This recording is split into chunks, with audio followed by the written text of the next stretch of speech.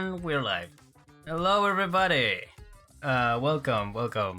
My name is Denarius. I am the host of this little talk show slash podcast called Vtuber Gaming Talk, in which I invite a Vtuber to a one-on-one talk about video games and video game related topics.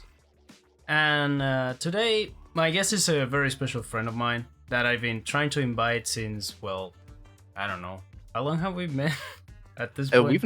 We've known each other, I think, for like close to 2 years now, maybe 3. I think More or maybe less. closer to 3.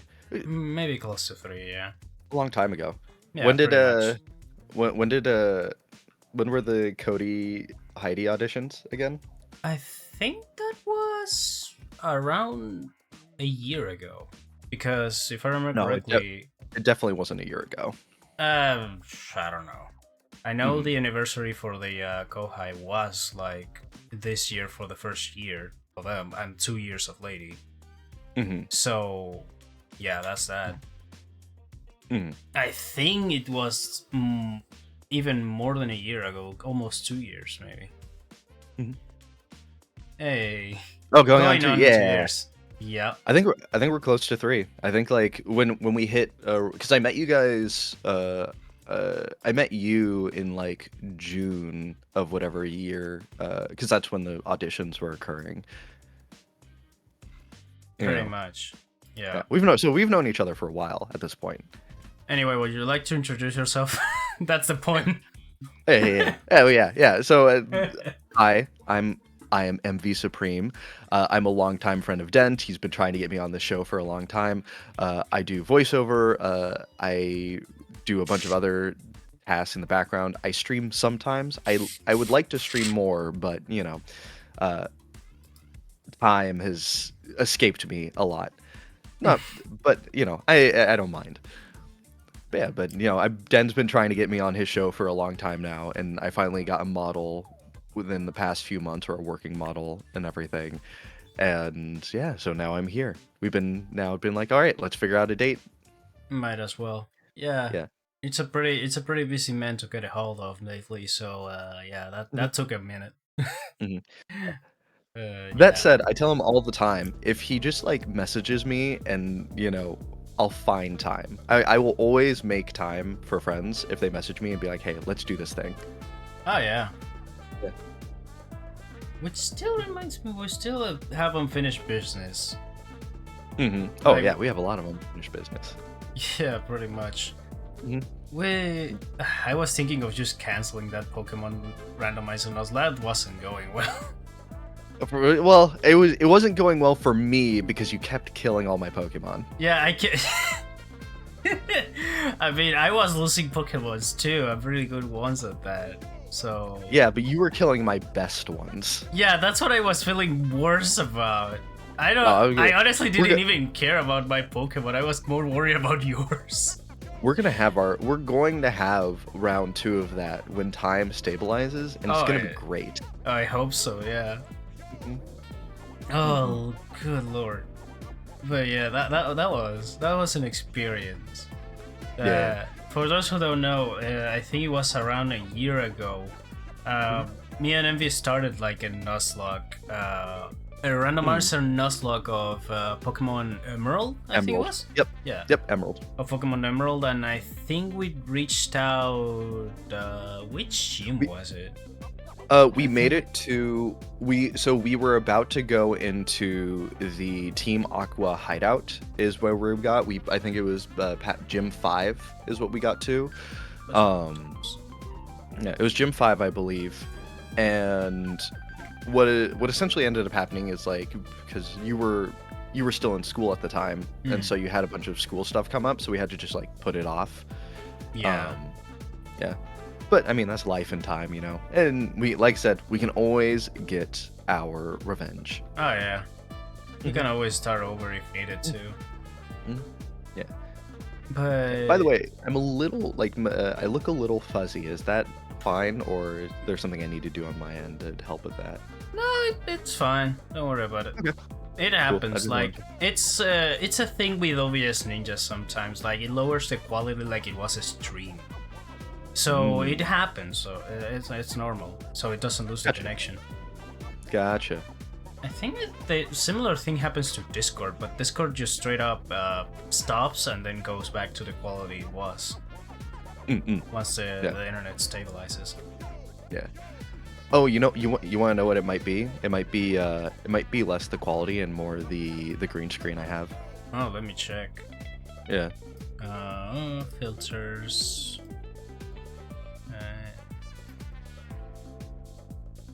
If I adjust way too much of this sensitivity. I'm becoming transparent. Yeah. If I adjust too much of this. Yeah, it's the green. Yeah, it's the green screen. Yeah. Yeah. So.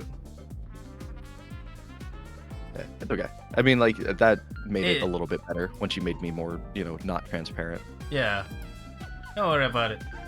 Yeah. This cuff is the mark of a VTuber at this point, so it's a normal thing. If something happens, like, it's either my alerts don't work, the green screen is fucky, and yeah, I don't know. At this point, I don't care. It's just the mark of it. Yeah, but that's how it goes. Scuff is nice. Yeah. You always love a little bit of scuff. Yeah. At the end of the day, I'm here. It's working. It's good. We Gucci.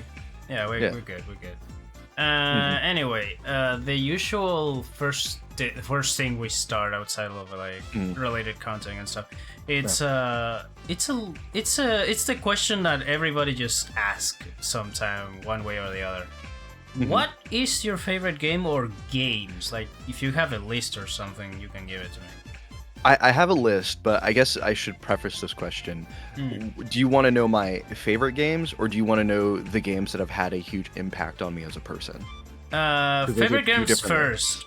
Favorite games first, then we go with the impact. Okay, so I'm when it comes to gaming, I've always been a huge like RPG player. RPG games or things like Legend of Zelda, so on and so forth, right? Like I grew up playing A Link to the Past. Yeah, adventure games, action games, things like that. I would say I don't have a one specific, this is my definitive favorite game, but I do have games that are my favorite in terms of gameplay, just in general. One of them being that I can always easily name off the top of my head, the Devil Survivor series by Shin Megami Tensei. Think of Final Fantasy Tactics, right? But instead, you're a bunch of humans in a very like harsh situation, like a very not real situation because it's a game, but like real consequences to actions. There's a visual novel aspect where your decisions could get people killed, and if they die, they're dead in the game. Like you don't have, they're gone. You can't use them anymore, so on and so forth. And then you have a bunch of demons and things that you use to fight and survive through the essentially apocalypse that you are going through. There are two games in the series, and neither of them are connected with one another. At least, if they are, it's a very vague connection. But in both games, it's the world is going through some level of like either apocalypse or something like that involving demons because they're having a conflict, and as a result, the humans are the ones stuck in that situation where they're like, we got to survive, we got to use these demons to fight demons, fight fire with fire, and we go from there. Pretty much. Just a harsher situation of a Pokemon game. Oh yeah, I mean it's made by the same people who make Persona, so it's a similar battle system where it's like, oh yeah, if you hit the weakness, you get either another attack or you'll do more damage, depending on the game. Yeah. And then oh yeah, I love the games. I replayed them so many times. I also love obviously the Persona series. Legend of Zelda in general, I would say is within like the top 5 games for me. Just maybe Twilight Princess might be the one. It's one of the more unpopular ones, but I really love Twilight Princess and the aesthetic it has. Yeah, honestly, yeah. Visually speaking, what I like about the Legend of Zelda is that most of the games have the unique art style. Like you have. You can go from something as dark and quote-unquote gritty Hmm. as Twilight Princess and then go to something so cartoony and bright and colorful as Wind Waker, for example.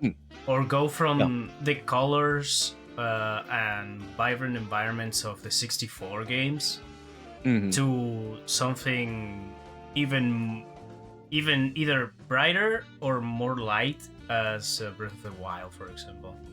It's like Hmm. it's a completely different art style from game to game, and I kind of love it. Yeah. It keeps things fresh outside of the gameplay gimmicks and the different worlds to explore and stuff.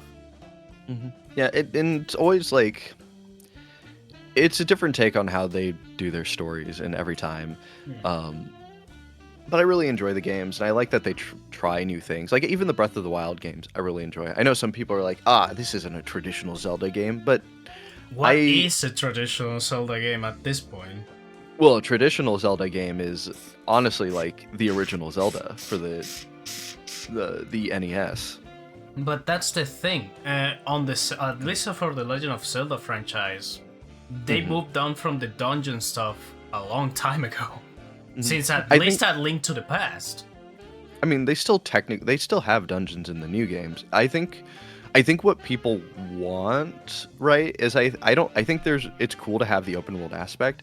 I think what people want though is a level of or people miss a level of that like linear progression in some sense where it's like, oh, I need to do XYZ to accomplish this goal, right? Like I mean in Link to the Past and in the original. Right, you have a list of things to do. You go to from point A to point B to complete this puzzle, then go from Yeah. point B to C to complete Yeah. this other puzzle, and so on and so forth. However, it's interesting, right? Like Link to the Past and the original NES Zelda, they both actually had the open world aspect that Tears of the Kingdom and Breath of the Wild have. It where you can kind of pick and choose and like skip dungeons and then come back to them later if you know what you're doing. Right. In this case, on Breath of the Wild, you have even more freedom because even if you don't know what you're doing, you can still do that. Yeah. Well, it's Breath of the Wild is just bigger, right? Like it's just the structure of the world is you can look at a mountain and rather than that mountain be the invisible wall that is in front of you, like that You can they would climb it. put up. You can actually climb it and go over it, right? Like you can point A to point B isn't let me take this path. Point A to point B is literally point A to point B, right? It's Yeah. just like, oh, I see. My objective is over this series of cliffs and holes. Well, let me get my glider and let me get on over there. Yep. Pretty Mhm. much. Mm-mm. Yeah, but another favorite game of mine is and it's a game that's also near and dear to my heart. But I always just love the gameplay. It's just like the Halo. Ah. Mm. Yeah. Yeah. I love Halo. I will always replay those games. It's just that's how it goes for me. You know. I mean, yeah, it's a franchise that kickstarted a lot of things since it released on the OG Xbox, honestly. Yeah. Well, I remember first playing Halo when I was like 5. Like there was this new neighbor moved in, and I'd gotten to know him a little bit, and then he invited me over, and then he showed me his like Xbox, and it's kind of funny. The thing I remember about this neighbor wasn't actually like playing Halo. I remember that their living room was a complete mess. Like it was I it was the worst. But Halo was a nice distraction from the dirtiness of the living room, which is crazy because I was a 5-year-old. Yeah, but Um, when we were kids, we picked up on random things more than with the things we usually need to pick up. Yeah, I played Halo with them for like a little bit, and that was like the first time I'd ever played Halo. And it was really cool, and it stuck with me. But it wasn't until like a year or two later when my family got an Xbox, I actually got to play through the game because I think my family just like got an Xbox and they were like, oh, this is the game, right? Like this is the game that people are playing. And so they got it and I started playing. I was like, oh, I know this game. I played it with that one neighbor. And at that point in time we had moved. Um, and so I played through the game, and then the one thing about Halo is I can definitively say I think it's the only game that traumatized me, Why? like because of the flood. The fuck? Okay, So yeah, I might as well say you stop right there. I might want to yeah. actually experience that for myself. Oh yeah, I won't go into any more details than that. But there's this thing in Halo. The f- There's this thing in Halo called the Flood. It's a pretty well-known thing, but I won't delve just in into what case. that is. Yeah, Yeah. it's not super far into the game. It's like halfway through, but I won't delve into what that is for, when we eventually play Halo together and you get to experience that for yourself. But it was something where like I played up to that point. Like I didn't beat the original Halo until I was like 7 or 8 because for the longest time I didn't want to go past that point in the game because of like me being it having that effect on me. But yeah, eventually when I learned to just not care, it became easy. Yeah, it Mm, happens. yeah. Part of the reason why I never like when I was like Mm-hmm. I think 10 or 11 more or less. Mm-hmm.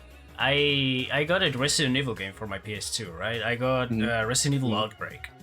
So I started playing with one of the four characters they give me to choose and stuff, and I Mm-hmm. couldn't keep playing it past the first couple of rooms I went through because I didn't like the atmosphere at the time. It was way too terrifying for me. Mm-hmm. I was used to like more quote unquote casual games at the time, like your Dragon Ball stuff. I think at Mm-hmm. the time I was playing a lot of like Budokai Tenkaichi, Need for Speed, and stuff like that. So I Mm-hmm. wasn't used to horror atmosphere at all. Yeah. And even to this day, I never went back and replayed it. But I should do that because You probably should. I actually kind of remember liking the gunplay and the elements of like management of my resources and stuff. I should Mm-hmm. go back and play that. It's the Yeah. only Oh yeah. Resident Evil game that I actually like dedicated and actually liked a little. Yeah. Oh, you definitely should. I mean, like I think a lot of the Resident Evil games are really good. I didn't grow up playing the Resident Evil games. I didn't my The first Resident Evil game I ever played was 5, which is the one that probably the least scary and more Action gunplay oriented, heavy, yeah. action oriented. I think Um that's kind of the thing since 4. mm, So yeah. yeah, it's fine. Yeah, but I remember my first playthrough of Resident Evil 5. It was through the classic thing on Xbox 360, Xbox Live. I'd met this guy through playing Halo, ironically, um, who loved playing Resident Evil, and we were like, you know what, we'll play. I'll play Resident Evil 5 with you, and so we just like ran through the game multiple times. It was really Jesus. fun. And it was just like it wasn't that the game itself like was the most amazing of all the Resident Evils. It's just fun. Like it just has this sense of fun where it's like, all right, I have gun, I shoot zombie, I win, right? Yeah, pretty much Um, like easy target practice. well, easy target practice, and because it was the most action oriented of the Resident Evils, it was easier for me to translate like, oh, I can go into this situation because it's more of an action game than it is a horror, like, let me maintain how much ammo I have and make sure I have enough to survive, like you would find in like 4 or Resident Evil 2 or Resident Evil 3, you know. Hmm. Um, and then Resident Evil 6 came out, and yeah, that was a game. Yep. I played through it. I've been through all the campaigns in Resident Evil 6. I will say it is not a great game, but damn is it fun doing co-op. God damn it, Resident Evil 6. There's one of the things I remember from Resident Evil 6 the most is there's a in the Leon Kennedy campaign, there's a sequence where you're going through like the city And so you're going through people's homes and things like that. And there's this one of the first homes you go through is this. It's not even a studio apartment. It's meant to be a full house, but there's a living room and then there's a refrigerator in the living room, right? Like there's no kitchen, there's no bathroom. There's a refrigerator in this living room, as well as like a house, and then like there's no bed, there's a TV and everything. And like, what person lives like this? And I know that there are people who live like that, but You're speaking to someone that lives like that. oh yeah, I yeah. actually have a fridge alongside like a working office computer, and then I have like a stereo with a bookshelf. It's literally just it's just everything everywhere. I don't care. This is a living room. Nah, that part is a kitchen. That other part is another kitchen, and that's it. Well, here's the question: do you have a fridge in your kitchen? No, not a working one, at least. Oh, what the fuck is wrong with you? I don't have people to sell this shit, you know? I want to sell that other fridge that doesn't work for parts, so I can move the other fridge from the one side to the other. Well, I will say, so the big difference, right, is I will say the big difference between like you choosing that and like the game is that clearly it was, let's just put assets in here to make people think it's a home. Because it's like, oh, they'll move through here fast enough. Nah, we sat down there, and me and my friend who we were playing at the time sat down there and discussed why there would be a fridge in their living room. And also, it was a pretty low quality fridge. I love Resident Evil 6. I also hate Resident Evil 6. Yeah, it's a love-hate relationship. Knew it. Yeah. There's a point in the game where you're out in the ocean, right? And you're like on the you're on the outskirts of like you're in the outskirts of the sea, and then in the distance you can see the city. But what you can do is if you look all the way around, you see the city skyline, 360 view, which all of a sudden is like, wait a second, if I'm out in the middle of the ocean, why am I surrounded by the city? What the? Yeah, because it's like a repeating pattern. Oh, so the boat is surrounded by what the hell? Oh yeah, I know, right? It's like, what isolated body of water are we in to be surrounded by city?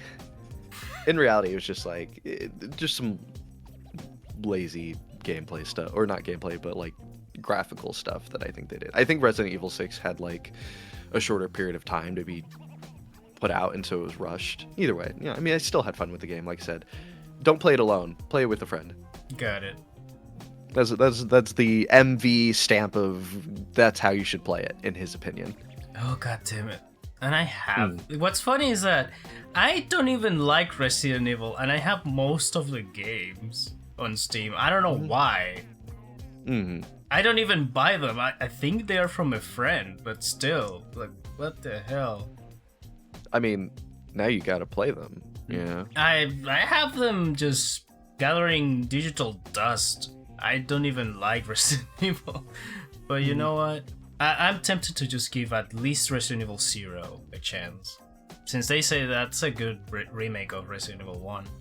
It is. I mean, you should definitely try and play 4 too. I think 4 is very much the one of the defining games in Resident Evil, especially the remake. Everybody says.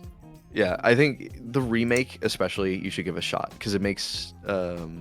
I think you would really enjoy it, actually. Yeah, it sounds like a game I will enjoy.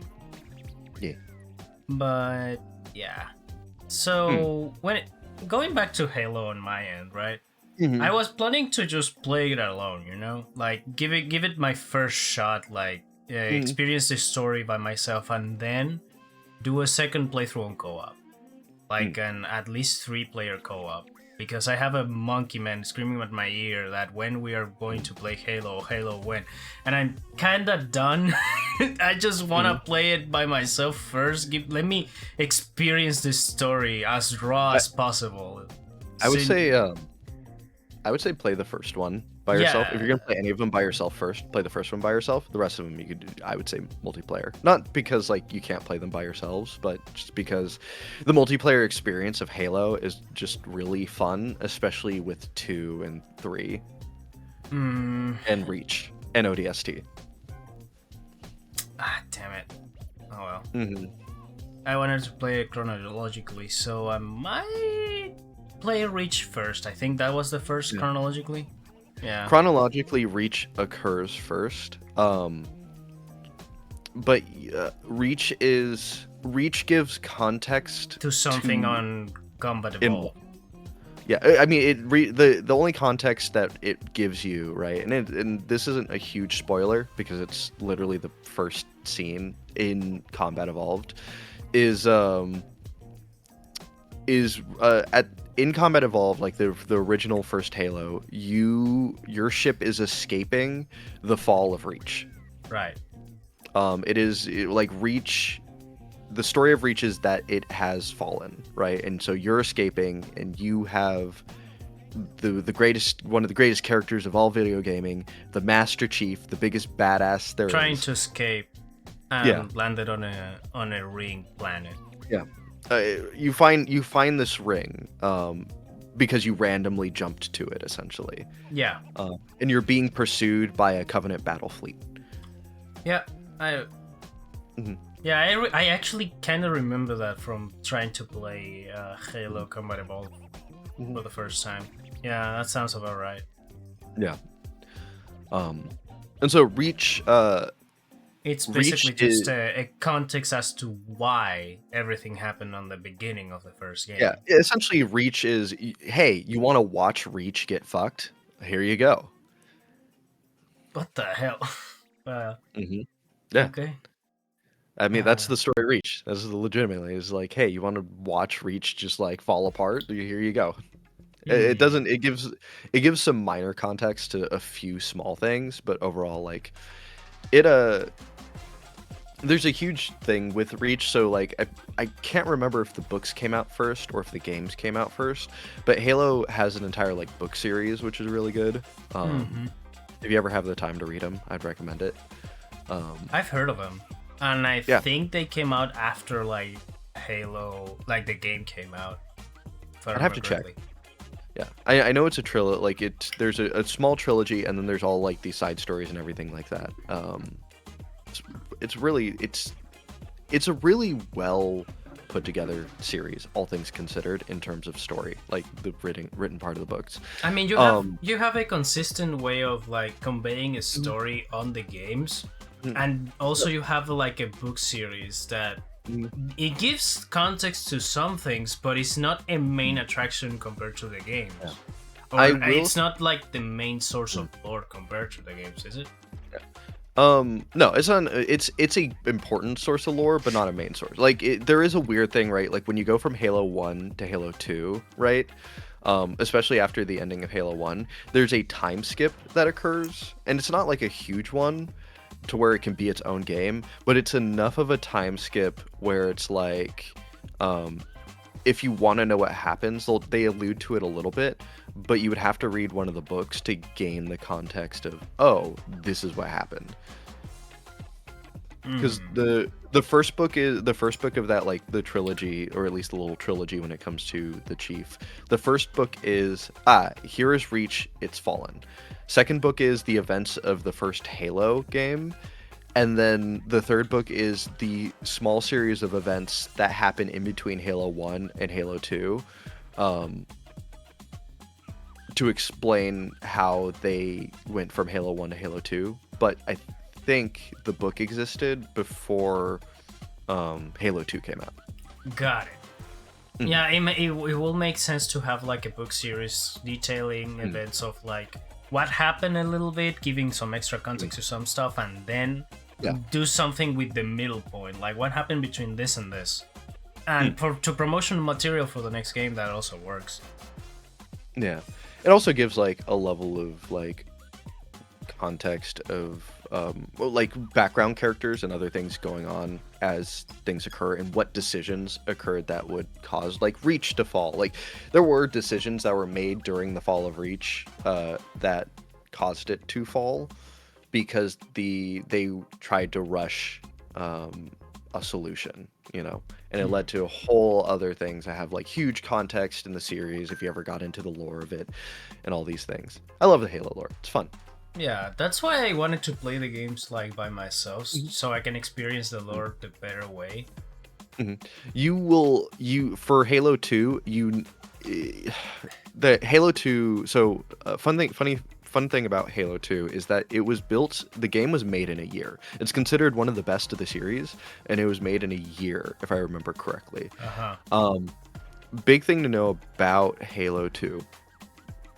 The story of Halo 2 is a bit more confusing due to I won't explain who it is, but like there's two protagonists in Halo 2. There's the big badass that is the Master Chief, and then another protagonist. And so the story splits between the two of them, and there's intersecting points and things. But as a result, There's two different playthroughs, technically. no, it's the same. It's a singular playthrough. Same playthrough. It's just as a result, the story can get a little lost sometimes. Oh, right, because the perspective view, it's hard to tell if it's the past or it's happening at the same time as your other character is doing something and stuff like that. Well, they make it relatively clear what's happening at the same time and what's happening like one after the other. It's just a matter of the motivations of the two characters are both different and the same at the same time. But they're dealing with two different story beats, and so sometimes you can get lost in whose story beat is important at the time and what's going on, and like who is the antagonist in this situation, or like who needs to deal with what. It's not by any means like hard to parse together. It's just sometimes you can get lost. It makes sense. You have two protagonists intertwining between each other in the same game, in the same playthrough, so it kinda makes sense, at least for me. Yeah. But yeah, I'll see what I can do. Maybe I'll gather up together and we do a playthrough of it. I don't know. Oh yeah, for sure. Again, I want to do it in chronological order now that I have a Master Chief collection, so I might start with Reach. That's fine. Reach, you should definitely do it multiplayer. I think not because because the idea of Reach is that you're a squad that's going through the entirety of Reach. Yeah, right. Yeah, makes sense. Yeah. We'll see. Anyway, going back to the beginning, you separated the question in two, right? Like favorite games and then the games that like changed your life in some way, shape, or form. Yeah, that had a huge effect on me. Now I've talked about two of them that do fall under that category too. Yeah, like Legend of Zelda and Halo, like both are just significant games in my life. But there's one game that I wouldn't say is in my top 5 favorite games or things like that. But it had an effect on you. Yeah, it's had a huge effect. I haven't met anyone else who has played the games or played the game. It is a DS title by the name of Lux Pain. It was the first visual novel I think I played. The game was, you are kind of like this psycho detective, where you have this power that lets you not delve into people's brains, but like fight the equivalent of people's inner demons / parasites that cause them to have weird emotional outbursts. Weird emotional outbursts, or they feed on the negative emotions that people have. Or with the exception of one character, what theirs was this weird hope for the world and everything that was extremely powerful.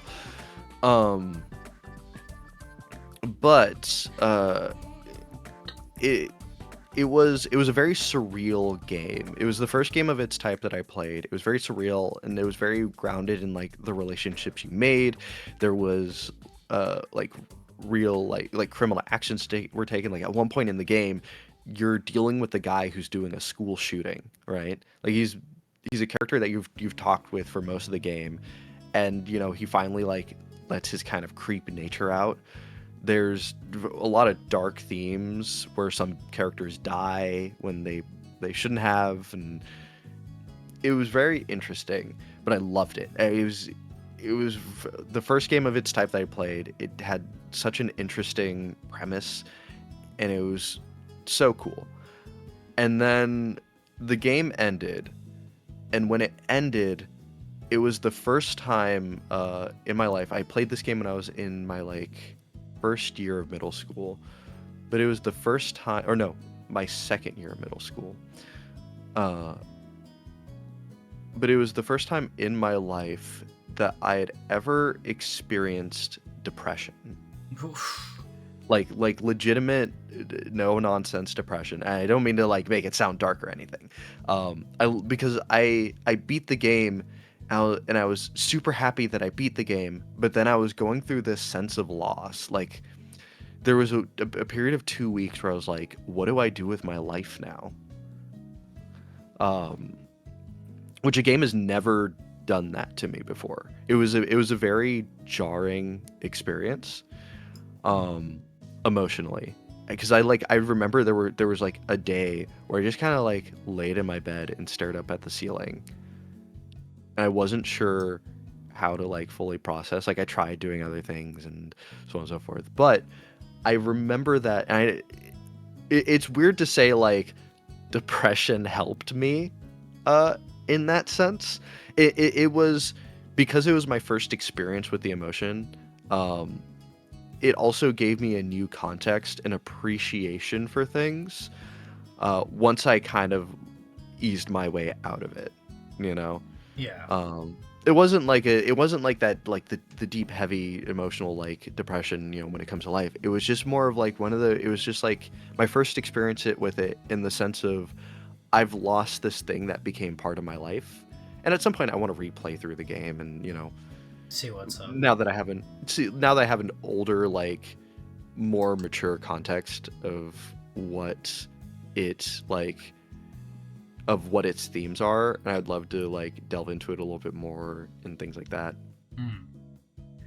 But it was just it was such a, not eye-opening, but A revealing experience. In a way. revealing, very, it was very surreal. That surreal is probably the best word for it for me, because it very much grounded me, I think. Because even when interacting with my family, I hit it really well, but there was interactions with my family that there was a level of hollowness in my thought process at the time. Mm. Mm. Yeah, Yeah. good times though. Good Yeah. times. I mean, I kinda have an experience similar to that one, but Mhm. I don't know if it was depression or not. But it kind of happened when I first time played Persona 3. I was going through the games. I've just recently finished Persona 4 for the Mhm. second time, and I said fuck it, let's give Persona 3 Fest a shot, right? Yeah, And I love. yeah, it was fun. The theming was 10 times more darker. There were Mhm. more stakes in place compared to Mhm. Persona 4, which is funny. One has a psycho Mhm. killer and the other has literally death incarnated. Mhm. But the theming of loss and how to deal with the pain of losing others is just Mhm. very strong on Persona 3, and I love it. Yeah. Yeah. Well, I also love that. So, the main character of Persona 3 is very unique in the sense that he's a character who, in many ways, is a blank slate, in the sense of he's kind of indifferent to the world. You get a sense of his personality through the choices you have and how the other characters talk about him. Hmm. And he has this implacable sort of neutrality that most likely came from that most likely came Being in the Persona 3 protagonist is the special case of this is a proper old Yeah. RPG type of main character that you, the player, are actually Mm. the one who needs to shape this character into your Yeah. personality. Yeah. So yeah, that's technically the job of the Persona 3 Mm. protagonist. Yeah. Your relationships, you choose it. How Mhm. to build your personas, you choose it. Mhm. How you manage your team, you choose it. It's Mhm. basically just you Mhm. are the main character of Yeah. Persona 3. Yeah. Yeah. Unlike Persona 4 or Persona 5, that they Mm. have already like an established personality, more the Persona 5 Well, protagonist than the 4, because Persona 4 is still like a quote unquote a kind of a mm. blank slate that you can draw your personality in, so but you can be so friends of it with everybody mm. in Persona 4. Yeah. Well, so I disagree to an extent with with what you're saying about the Persona 3 character, because Persona 3, 4, and 5, all their characters have a defined personality. The difference I think between 4 and 5 and 3 is that three's protagonist, their personality shines through nuance and not through direct, like their personality isn't as outspoken as 4 or 5, right? Oh, Because the Persona 3 protagonist, he has gone through like the loss of his parents. Like Persona 3 protagonist is an orphan. right. Um and he's gone through the loss of, like, and you learn that very early on, like it's not a huge spoiler or anything, Hmm. but like quite literally the first scene of the game is him walking through the city and everyone's in coffins, right? Like Right. this like city of coffins, the In Dark world has Hour. gone dark. Yeah, in the dark hour. Yeah. And he kind of just like looks at the world and is just like, whatever, and keeps moving forward. Yeah, The if I remember correctly, near the end of that scene, he gets mm, pointed with the gun and he doesn't react. well, He it's not the doesn't. gun. It's the equal, not equal. I forget the name of the I what the know, I know it's not a real gun, but it looks like a yeah. gun, and he doesn't know it's not technically a gun. Yeah, it's a I forget what is the name of what it's called, the persona gun. I don't remember, but the Invoker. thing, It's the it's invoker, right? the invoker. So yeah, obviously like it looks like a real gun and everything like that, and he doesn't know. But there's but like he's the one who the scene that I always remember is like him going persona and pointing the gun at his own head and Right. then activating it. Now that said, I imagine he was inherently new, right? Like the power persona like gave him the knowledge that, oh, this thing will let me awaken. But in the face of giant monster made to kill you, he, rather than like shy away from it and be like, oh my god, I'm scared, it's, oh, okay, this is what I'm dealing with, I guess. Picks up gun, shoots head, Hmm. persona, right? I would like to think more of like, I don't care if I die, but I have another Well, person with yeah, me here. I need to do something, and she was trying to shoot herself with this. Might as well she was try it trying to myself. activate first. Yeah. Yeah, Yeah, well, and I think inherently like Persona 3 protagonist is a good guy, right? Like it I is. think but I think he has a lack of self-care, and so the story um uh no, it's not a airsoft gun. It was made by the Mitsuru families to invoke the ability. Either way. The Um Mitsuru. I don't remember. Never mind. okay. Go on. Yeah. But I think the story of, I think, 3, or at least in my opinion and based on what I've seen, is that it's a story of learning to appreciate life and the people around you and those connections that you make to give yourself a level of like value, right? Hmm. Especially with how the game ends and all the things that have occurred as a result of Persona 3 happening for Yeah. Persona 4 and 5. Because the ending of Persona 3 is very significant in the universe of Persona, Oh yeah. and Yeah, it's it still is. an ongoing thing, right? Like, Yeah. You get snippets of it, like the mm, residual stuff on the TV world on Persona 4 or the mm, Mind Palace on Persona mm. 5. You I still mean, get like mm. stuff related to like the Dark Hour in one way, shape, or form. Yeah, well, it's also like what one of the characters from Persona 1 is currently doing. Like you see it in the Persona fighting games, right? Like the Hmm. Persona fighting games are canon. Yeah, I Um know. Yeah. Specifically because I know the part that Mitsuru's trying to collect people to like Persona users to be in like her team of like Her organization. her and- organization against the Dark Hour and stuff related to it. So Well, yeah. Well, it's not necessarily that the dark hour itself is the issue. It's more that on occasion shadows pop up, and shadows are not.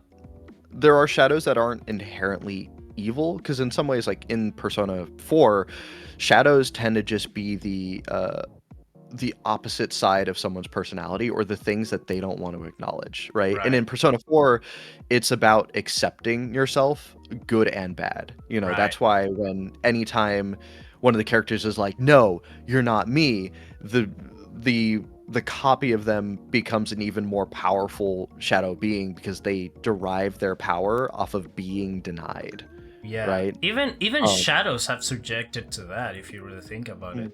Like Teddy, for example, it's subjected to Mhm. that. It's not Yeah. human. Yeah, but on the other hand, opposite end of that spectrum is when they accept themselves. That's when they get their persona, because the shadow that they're fighting is really just uh, It's just a, really a mental a cor- battle for yeah. the Well, it's like for the other person. yeah. Well, it's also like I would say a good way to put it is like a corrupted version of their persona, right? Mm-hmm. Um, whereas main character, at the very beginning, he doesn't have that conflict with himself. Um, because he is, I think, already to an extent secure in who he is, which is part of why um he's the Fool Arcana, because the Fool Arcana are the people in general, like either the people or the state in your life where th- it is the beginning, as it says. um and while it is technically the weakest arcana, it is also the strongest due to Because the it's zero. variability. Yeah, Yeah, it's because it's zero. 0. Hmm. Oh. Hmm. um and why you can use all the other arcanas, because all the other arcanas add to 0, right? It's essentially a state where the power of the Fool Arcana comes from you adding to it rather than you starting from it. Mm-hmm. That's what it gives you the ability to just change Mhm. personas whenever you want. Yeah. Well, and there are characters in the Persona series who gain the Fool Arcana later. Like there are different arcana, Oh or in yeah. their arcana changes, and that's a state of personality. There's a character in the fighting game. This isn't a spoiler that really matters. Currently, his name is Sho Mikazuki, and there was a point Oh. where he was offered the ability of the Fool Arcana, to take Yeah. on um, he didn't accept it at the time, but Igor, the caretaker of the Velvet Room, was like, "It's okay. He'll be back because it wasn't his time to be the Fool." Ooh, okay. Right? That's No, kind of whether a yeah, build up if they ever wanted to yeah, just either make a do something sequel or a like do spin-off something with him. focus on Yeah, Show Mikazuki. Yeah. yeah, and because he's a kind of an important character. He's very unique in that It he is an had important character in the fighting game specifically.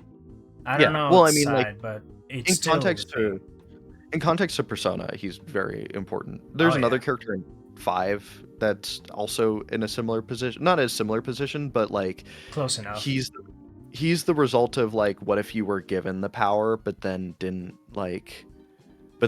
curate or develop relationships. And then there's a whole aspect that they only go into 4, where there are Persona users of the upside down cards. Persona users of the upside. Wait a minute. Mhm. Does the main villain also enters in that category? Because I remember him changing his arcana, but I don't know. In Persona 4, the main villain, he uses the he is the reversed Fool Arcana.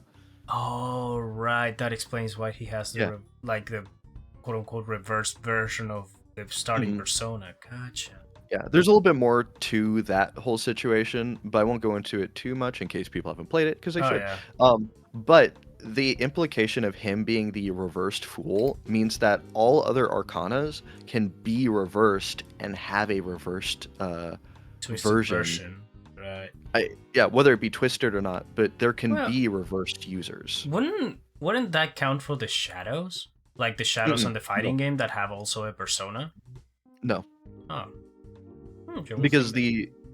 the shadows, right? Like we'll take 5 for an example. The shadows are specific arcana, right? Like, Uh, which implies that they are of this arcana, which I would love if like Persona 6 delved into the reversed arcanas more. Like mm, maybe you're fighting reversed arcana users because the reversed arcana are like not total opposites, but they're you normally like you take the good side of the arcana, like the sun arcana or like the magician or the moon, and mhm. then you turn it on its head and make it now like the negative, like the more extreme, like, oh, if you fall too far into this thing, this is what you could be, like like lovers arcana like reverse, I think, is obsession, Mm-hmm. and something like that. I don't remember the tarot details as much for the reversed But arcana. still, Mhm. going back a little to the other Persona users that changed their Arcana to the full. Mhm. That happens Mhm. on technically Persona 3 Fest, if I remember Yeah. correctly. Yep. It happens with Aegis. What? I don't Yeah. remember what Arcana I guess used to have before that one. She was the Aeon Arcana, I believe. I thought she was the Chariot. She was Chariot, and then and then her persona becomes like Aeon, I believe, and then she goes to Fool. Huh. Yeah, I think that's the progression she goes through. I thought Um, it was Chariot, then the Fool, and then on Persona on the fighting game, she mhm. went to the Aeon. No, she's Fool in the fighting game because Oh. yeah, she is Fool in the fighting game because the power of the Fool was given to her by the end. Oh, I, right. yeah, yeah. I won't go into why or how, but she was given the power of the Fool, and that started off her journey of being the Fool Arcana, or at least being a Fool. Got it. Now that said, my headcanon is I hope that Aegis becomes human one day, but My I headcanon is I hope Persona 3 Reloaded comes with the Fest campaign because that's also canon. yeah, but But Aegis that's too best much girl. to ask. Oh yeah. Aegis is of Persona 3. Aegis is best girl. Yeah, by Don't far. at me. I will. Like, I love Mitsuru. I love Fuka. Yukari sucks. You ca- Um, Dude, why you. did they have to make her such a bitch on the second playthrough, dude? Why? Well, so and that's why I liked the progression of Yukari in like normal Persona 3. I What know ends the the thing? progression on the persona Yeah. on the normal playthrough of like the first playthrough, it's fine. The second, like Yeah. the answer, like the second playthrough, like the second Yeah. story, they just It's regress her character like it was like a third or fourth season of a like series. yeah, like they regress her character like nothing that happened in 3 mattered. And that sucks, right? Like they did Yukari dirty, I will say. Like I in reality, while Yukari like sucks, like it's also partially not Yukari's fault, if that makes sense. It was the writing of Yukari made her suck. Oh yeah. Um I but yeah, no, but yeah, I guess best girl followed by Mitsuru and Fuka, and there you go. And Pretty that was my much. stance. Yeah. Mhm. Yeah, Yeah. that's pretty much it. Same here. Yeah. That said, don't fuck the robot. No. Yeah. It's a toaster. You will get burned. Hmm. Yeah, exactly. I do love some of the memes around Aegis though. If you've ever seen any of them, they're I hilarious. really like the toaster. For some reason, I found that cute. Yeah. It's No. just- Yeah, I will say, like, I love the story of Aegis. One of the reasons why Aegis is my favorite, and it's not just because like he's cool. It's also because I really enjoy the story and the mirror that she's similar to main character in the sense that she lacks a level of personality, and so the story for her becomes her growing her personality and finding herself, which in some ways mirrors the protagonist, as that's something that I think the both of them bonded over.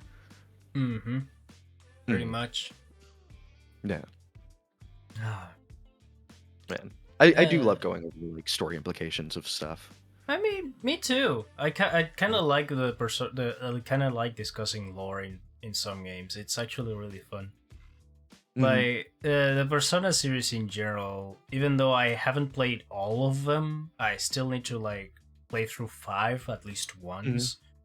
I actually enjoyed every single second of it. Yeah, I mean, when you play through 5, you have to get the royal version. Okay. Shush. My opinion of 5, so if I were to rank the Persona games of like which one's the best and which one's the worst, I think 3 is the best. And I think 3 is the best because 3 I think has the best story overall. Yeah. Followed by 5, I think 5 has the best gameplay, but because the story wasn't as high quality as 3, that's where it falls a little bit flat for me. However, I do enjoy the story of 5, but the big however is if the entirety of the Royal chapter of Persona 5 Royale was how 5 in its entirety was written, or if they had taken the Royal chapter and expanded that as the actual campaign of 5, then 5 I think would definitively be my favorite Persona game, because the story in the Royal chapter is, I think, equivalent to Persona 3's writing, but a lot cleaner, because the story in the Royal chapter of 5 puts in an actual moral conflict that matters, and it makes you think about like what you're doing and how what you do is affecting the world. You know, it's like the bad guy in Persona, the Royal chapter 5, he's very relatable, and what he's doing isn't necessarily evil, right? Like, he's just trying to do what he thinks is right, and you're trying to do what you think is right. And so it's a conflict of one of us has to win at the end of the day. It's a conflict of ideals. Yeah, it's a conflict of ideals, and that's, I think, peak writing. Oh yeah. Yeah, that sounds about right. If I have to rank myself the games, I will put. And then 4's 3. The 4 is the third, obviously. Yeah, I will put Persona 4 first, just because I have a little bit of a bias to the first Persona game I played. But I agree with you. The best story writing and stuff, it's everything on Persona 3. Persona 4 doesn't do much to expand it, but it doesn't hurt. Like, it doesn't hurt it either. It's a simple story. It's just point A to point B. The social links are not bad at all. And I think 4 had some of the more iconic like characters, if that makes sense. Yeah, because I think Persona 4 was the thing that Atlus just kept promoting over and over again until 5 came out. Yeah. Yeah, no, I think if 5 had been written entirely like the Royal chapter, then hands down, I think 5 would have been the best of the 3 Persona games. And I say 3 in the sense that like Persona 1 and 2, similar in concept, different in execution and what they are. I would say 3 is technically the first game of modern Persona. Oh yeah, because Persona 1 and 2 are basically just the baby steps of separation between like the Persona series itself from the Shin Megami Tensei series. Yeah. Well, Persona 1 and 2 are also just like, as they're just Shin Megami Tensei games, essentially. Just in concept, how you use powers is different. And then also, you know, there's Hitler as well that you fight and as the final boss, and that's pretty great. And you have the old Velvet Room attendants, like you have the lady singing Igor, and the blind pianist, the singer, and then you have the painter that gives you the personas. I kind of love that, and I miss them. And Igor's still there, and then there's Philemon, and it's the conflict with Nyarlathotep, because they have like this ongoing bet, like, humanity sucks, and Philemon's like, nah, they'll pull out. They do kind of suck, but they'll pull their way out when they need be. Yeah. But yeah. The Persona 1 and 2 need like a little retreatment for that. I think it'd be great to see Innocent Sin and Eternal Punishment, which are both Persona 2, get like nice clean remasters. I think that'd be kind of neat. Yeah. Mhm. Yeah, that'll be nice, but that depends on Atlas, and we know how Atlas works at this point. Mhm. I mean, there's a in Persona 3. There's a social link. I think you've played 3. Yeah. You know the link I'm talking about. The one where you play like Innocent Sin Online. That's a reference to Persona 2. Oh yeah, I know which one it is. Uh, That's actually kind of funny. oh yeah, and then the character you hang out with in there names themselves Maya, as well as like I forget what you name yourself. Basically, I just forget a the- whole reference to Persona 2. The other protagonist. I forget the name of the other protagonist in Persona 2. I remember Maya more significantly. Yeah. Either way, it's good stuff. Yeah, it's just funny. Yeah. But I guess it makes sense to reference the second game. If Atlas can randomly remaster Dokapon Kingdom, then they can remaster the first two, no problem. Yeah. They can. It's that those ones will take a while because those are long games. Like Those are long games on a series that basically just drives on newer releases more than the old ones. They will think not many people will like these two games back or the first two games. Shin Megami Tensei remakes their games regularly. It depends on which one. Like they remade Soul Hackers. I mean, they're remaking Persona 3, right? Like in fact, I ordered the limited edition. I can't wait to get my Aegis figure. Hell yeah. Hell yeah. Give me a photo when you get it, please. Will do. I want to see it. Mhm. But yeah. Mhm. Again, Persona 3 Reloaded. I don't know if it was necessary, but you know what? It's a welcome addition. Maybe Necessary. Go ahead. Maybe they, since as far as I know, right, they implemented the changes that the PSP version of Persona 3 had, and I hope they implemented some of the gameplay stuff on Persona 5 because that will be really nice. It will be a really nice change of pace to go from like no controlling my teammates and Junpei doing whatever shit he wants to actually say, Junpei, do this, please. Yeah. They had to do that. I will say, like, I did find the gameplay interesting of 3 where I couldn't control my teammates. It was very the one character that I loved using but also hated using was I loved having Mitsuru on my team, but I hated having her on our team because she'd keep using Marin Karin, and so like and it never worked. I actually dodged a bullet on that because I actually kept Mitsuru on my team all the time, and I literally deleted Marin Karin as soon as I had the chance. By the way, other opinion about Persona 3. Hey. Junpei is the best friend character of Persona 3, 4, and 5. It's the best protagonist, bro. Yeah. Yeah, he's the best protagonist, bro, hands down. I love his character arc. He's such a cool guy. At first they make you think, oh man, who's this fucking weird guy? You know, what is with him? What is with this clown? And then he just goes through such a great character arc. The whole like Strega thing, dude. Oh, that was such a good arc. Yeah. And then overcoming his like inferiority complex and everything because he wants to be the main character. It's great. I love Junpei. Junpei is the man. When he says I'm the man, he is the man. And then I'm the man. Okay, you have to pick up between the three main like quote unquote bros of the protagonist, which are Junpei, Yusuke, and I think it's Ryuji. Yeah. Ryuji for me is second. Yeah.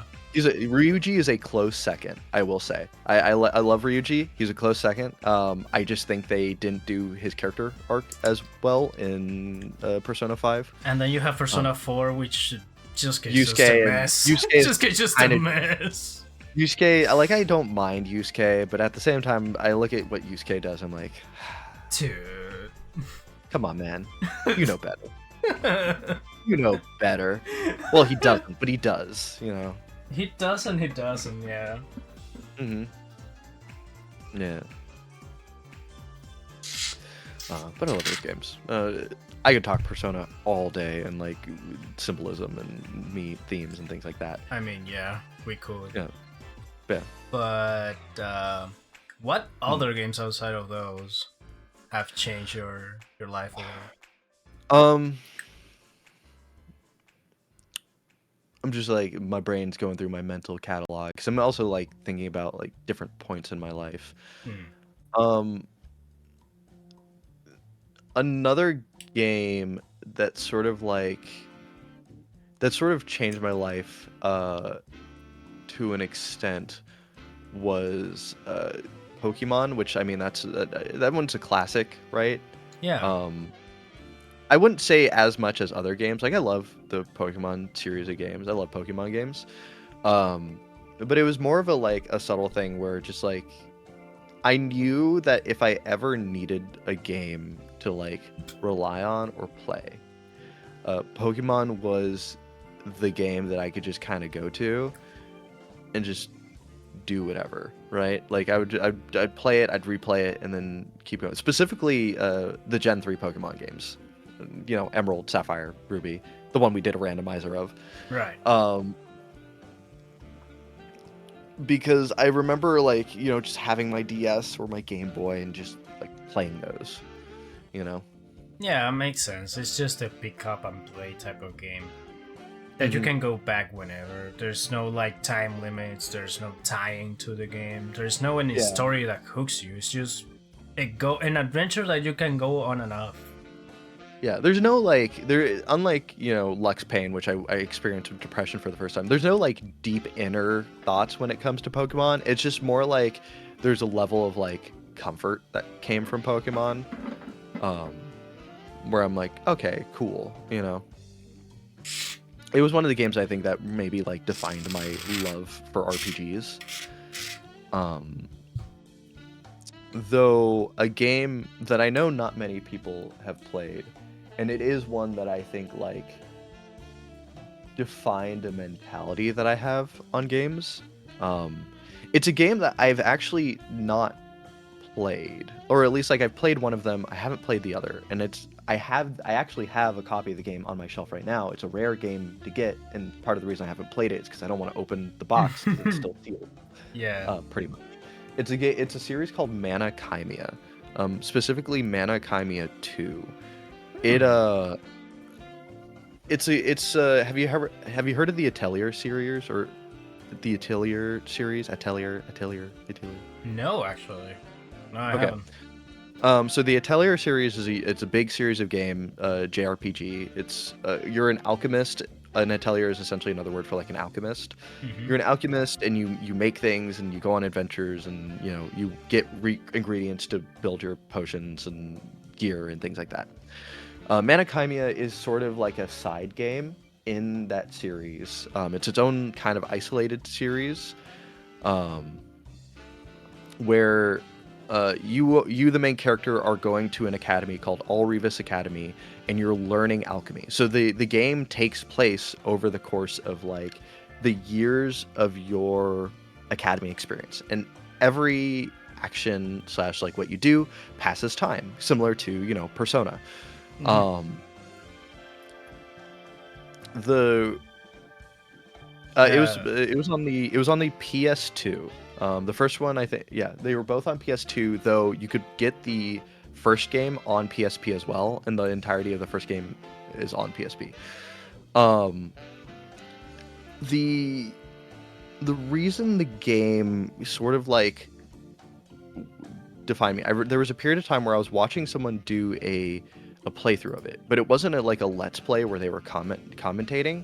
It was just them playing the game silently, and I watched I don't know why. I just watched the entirety of them playing the game, and it was just an interesting conflict for me in what was going on.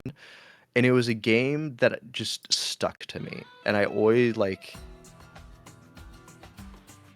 it was like I always wanted to play it, so I played the original, and it was just like because the conflict in the game was there are these things called manas which help with your alchemy, mhm. and they were slowly like disappearing and going extinct, which was becoming a problem to the point where in the second game, like the academy in the first game used to be like a floating kind of city slash land mass. In the second game, the academy and its land masses had fallen back to the like planet. because the magic in the world was disappearing with all these mana and everything like disappearing. Right. And so you're now like this alchemist in a world where alchemy is becoming obsolete in some ways because it's harder to do.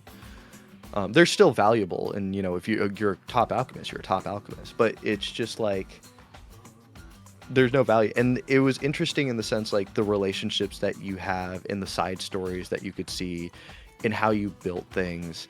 And it was one of those like games where it was interesting at a certain point, it was the main character in some ways became the bad guy. But only for a short period of time.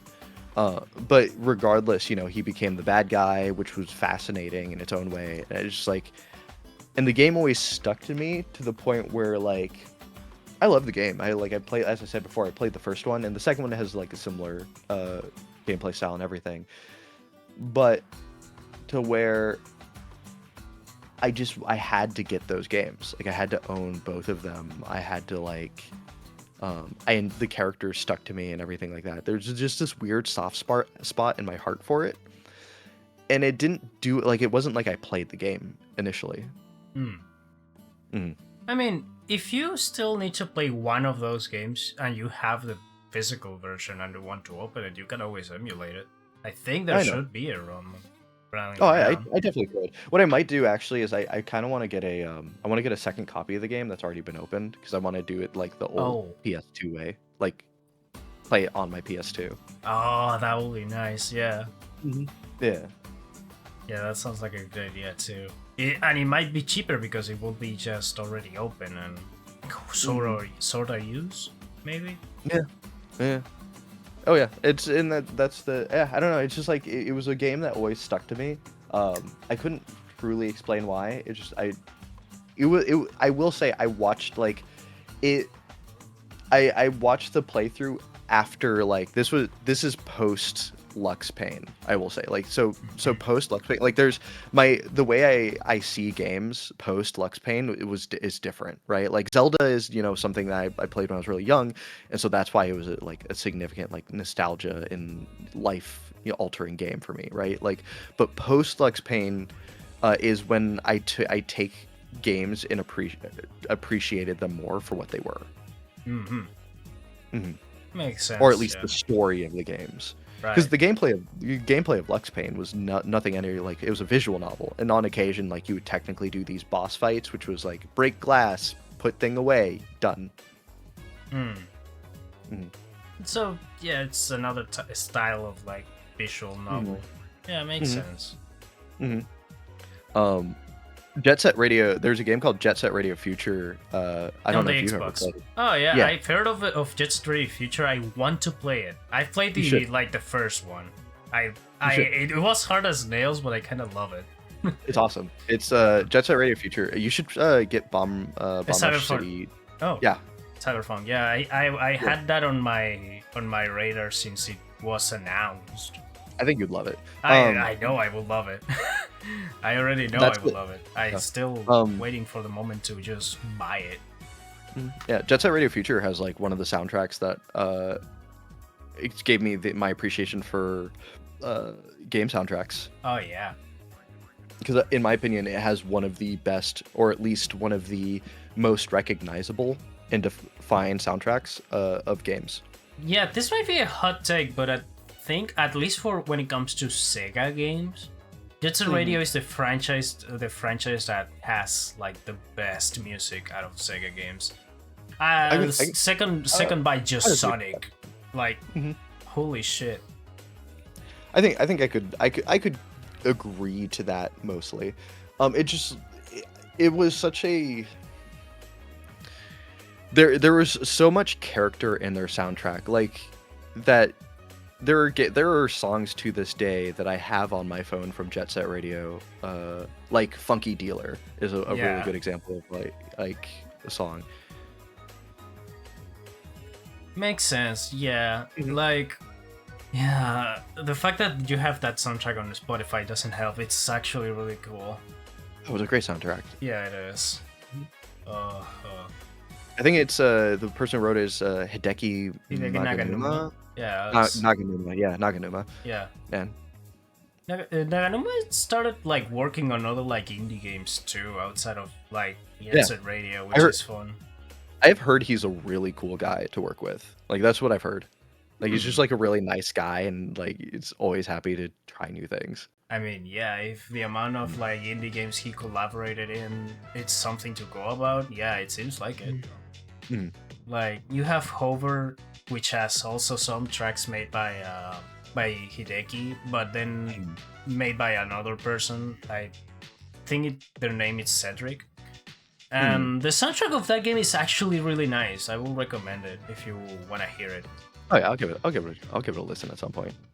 The game itself is basically just what if instead of roller skater you have parkour and running with rail grinding and stuff on a vertical space more than in a horizontal one. It's actually really fun to play with the physics of that game. And the map allows for it, which is really good. Mm-hmm. And then there's Cyberpunk, which is that to a 1,000. I kind of love it. Mm-hmm. Yeah, there's soundtrack. It's yeah, there's a lot of like interesting soundtracks in games. I love a good game soundtrack. Mm-hmm. Me too. Hell, some of the games I've tried before were thanks to the soundtrack. Like sometimes you just need either an image of a design for a character or a song to just grab your attention and say, "Oh, I want to try that." Actually. Yeah, or see the context of it. Yeah. But yeah, I think we had a good time here. Do you have anyone would you like to raid? One of two people. Either Uzure Mia, because she's going through her subathon right now. And or like that she started on her birthday. She's just a good friend. Or Meow Unified. Give me the link of the one you want to raid the most, and we'll go. I mean, I'll let you decide. What was the second one again? Meow Unified. What they were doing? They're currently playing Pal World. Let's go with the birthday one. Even though it's already past due, might as well go for it. Oh, I mean, she's still going on her streak. We could just be like, happy birthday. Yeah, let's go. Mm-hmm. Yeah. But I'll spell it out for you in chat. Oh, in chat, that works too, yeah. Since they are going on a subathon, they are not ending. Yeah, anytime soon. I think they're sleeping, but still, I think it'd be fun. They're sleeping, really? Yeah. I do love that that's now a category on Twitch. Like, I'm only sleeping is a category. I thought that was a game for a second. Like, that's the name of a game, but nah, that's a category. That is a category that people use for subathons when they're like, I'm sleeping. Oh my fucking god. Yeah. Oh. It's pretty funny. Yeah. I enjoy it. Good lord. Anyway, we'll be heading out for today. And that will be it for January. Fucking Christ. Hey, you finally made it. It's the end of the month. It was a month. Yeah. I can't wait for the someday round 2. Oh, for sure. It's either on August or next year on March. I wanna make sure those months are reserved for like round 2s in general. So yeah, makes sense.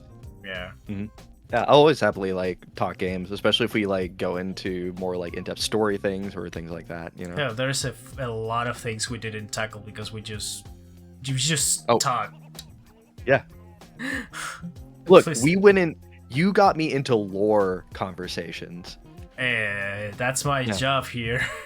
Yeah, like lore conversation. Lore is an important part of a game. In more games more than others. So yeah.